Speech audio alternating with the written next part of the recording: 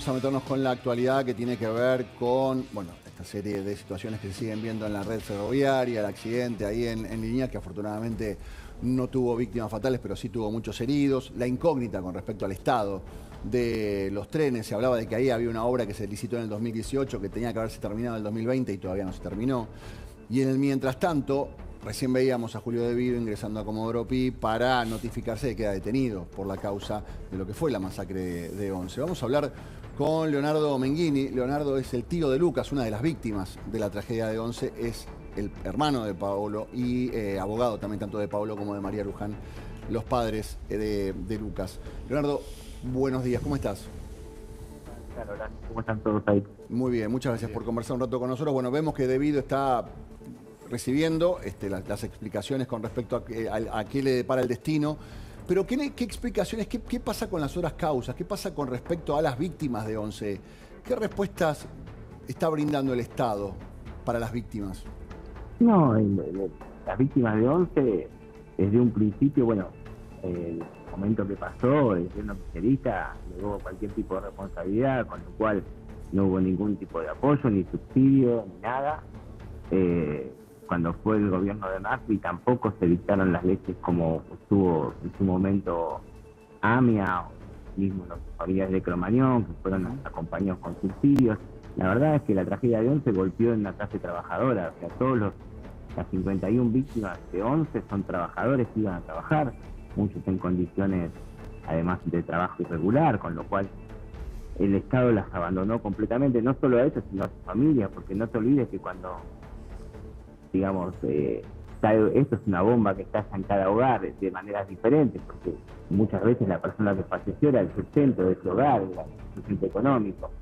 Entonces cada familia fue librada a su suerte, están en juicios eternos contra personas que se han insolventado, contra sociedades que no existen más, y el Estado no. O sea, Leonardo, nunca hubo reparación, y en tal caso, ¿qué era lo que ustedes exigían o qué era lo que esperaban, mejor dicho?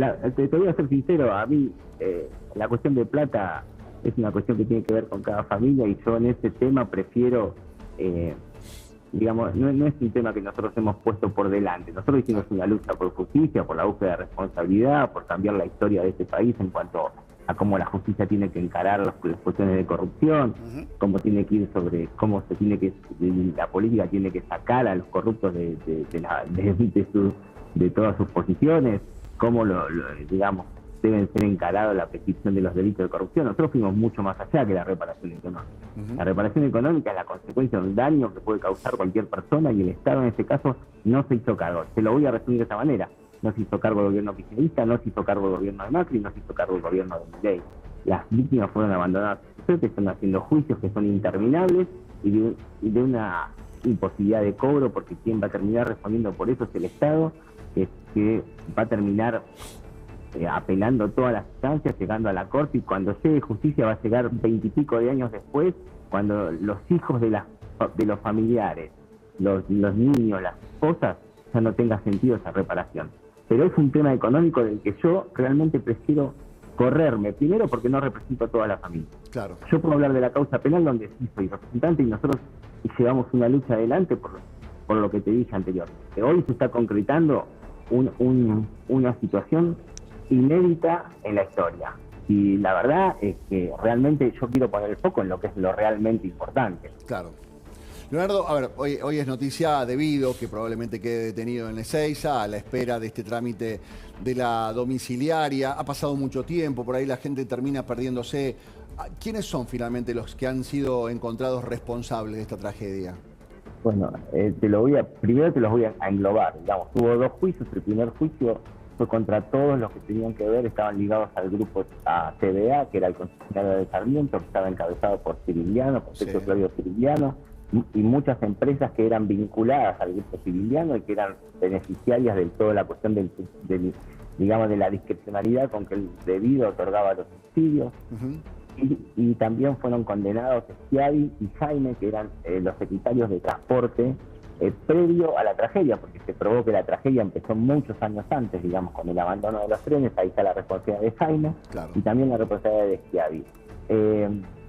Luego, en este juicio, Debido hoy está en este juicio justamente porque nosotros en el juicio 1, del cual Debido había, vamos a decirlo vulgarmente, había zafado, porque digamos habían delegado, habían asumido algunas responsabilidades administrativas de sus subalternos, secretarios de transporte, Jaime y Schiavi.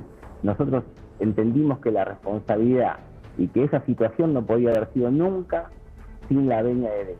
Por lo tanto, desde que empezó el juicio, nosotros no solo conseguimos las pruebas para las condenas del primer juicio, que insisto, es Sergio Claudio Cirigliano, un montón de empresarios que son de nombres ignotos, pero que son importantes porque tuvieron roles fundamentales, y los secretarios de transporte Jaime y Schiavi. Esos fueron los condenados del primer juicio. Cuando pedimos sentencia para ellos, también pedimos que se traigan testimonio por la responsabilidad de Debido, y iniciamos un juicio 2 que inició en el año 2017, en septiembre del 2017, y que hoy la Corte está confirmando la responsabilidad por la administración fraudulenta, es decir, porque se robaron la plata del Estado, porque a veces el título parece que es otra cosa. No, lo que hicieron fue la plata del Estado la manejaron discrecionalmente a favor de sus socios privados, que en este caso era TVA, que es una empresa que tuvo infinidad de beneficios respecto de las otras concesionarias. Sí. Leonardo, te quiero hacer una consulta, ¿no? Porque vos recién hablabas, la fecha, 2017, juicios se prolongan en el tiempo, bueno, finalmente ahora, Debido lo están notificando, probablemente que tenga que ir a Ezeiza, probablemente sea por poco tiempo, ya que por la edad probablemente le otorguen la domiciliaria. ¿Es justicia, digamos, para las víctimas de esta tragedia?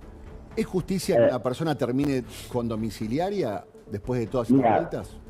Cuando vos hablas con cualquier familiar de cualquier tragedia, hayan fallecido 50, 194 como en Cromañón o X cantidad de personas, o una, la tragedia es única. Claro. Y la justicia de los hombres, yo no es que sea un ferviente católico, pero la verdad es que la justicia no trae la sensación de justicia. O sea, la justicia institucional no trae la sensación de justicia en sentido amplio.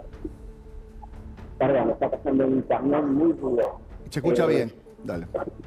Lo que realmente trae paz y tranquilidad es no bajar los brazos y lograr el resultado. Bien. El tiempo está en cada uno. Yo creo que la justicia en tema de 11-1 actuó rápido. Nosotros tuvimos elevación a juicio oral en menos de un año y tuvimos sentencia antes de los bien digo, antes de los 4 años, 3 años y medio. Bien. Juicio oral con sentencia. Yo dije en el alegato que la justicia tenía en 11 la obligación de mostrarle a la sociedad dos cosas. Primero, que podía actuar bien y rápido, y segundo, que podía ser un equilibrio, la balanza entre los que no tienen poder y quien los tiene. Bien. Y lo logramos. Ahora después las vericuetos de la justicia, las apelaciones, la cantidad de recursos interpuestos hacen que el tiempo se diluya. Lo que no diluye es la voluntad de encontrar justicia más allá de saber que el dolor por la pérdida de un familiar no lo va a compensar. No, sí, claro, por supuesto. Leonardo, te agradezco mucho por tu tiempo. Un gran cariño para la familia. Al contrario, gracias a todos. Adiós. Muchas gracias, Leonardo Menghini, el tío de Lucas, hermano.